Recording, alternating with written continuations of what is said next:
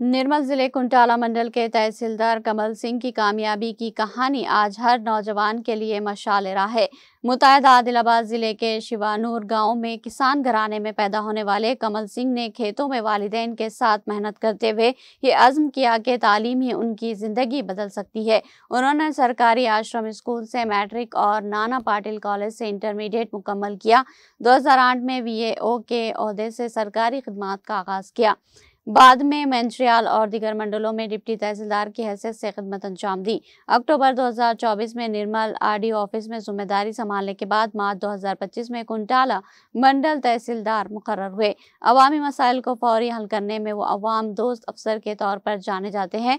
कमल सिंह का कहना है कि मैंने अपने वालिदैन की मेहनत देखी, उनकी दुआओं से आज यहाँ हूँ। मेरा मकसद है कि अवाम की खिदमत बगैर सिफारिश बगैर इंतजार के।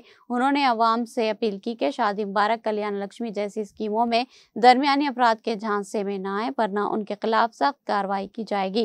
किसान घर से निकलकर तहसीलदार बनने वाले कमल सिंह आज साबित कर रहे हैं कि मेहनत, लगन और ईमानदारी से कुछ भी मुमकिन है। ना पेरू आड़े कमल सिंह, తండ్రి పేరు రాజేశ్వర్, మాది జైనూర్ మండలంలోని శివనూరు గ్రామం. నేను చాలా నిరుపేద కుటుంబంలో నేను జన్మించినాను. కాబట్టి ఆ కుటుంబం నుంచి ఈరోజు తహసీల్దార్గా ఎదిగినాను.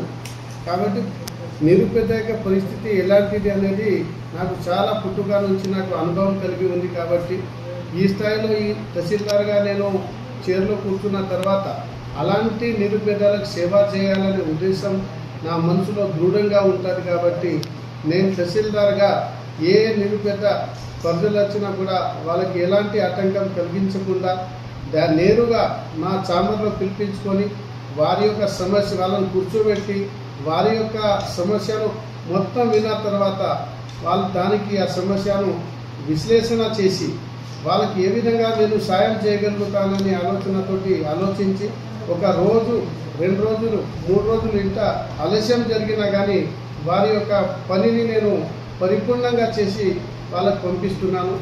దానివల్ల ఏమవుతుందంటే అక్కడక్కడ ఈ బ్రోకర్ వ్యవస్థ అనేది మొత్తం డ్యామేజ్ అయిపోయింది.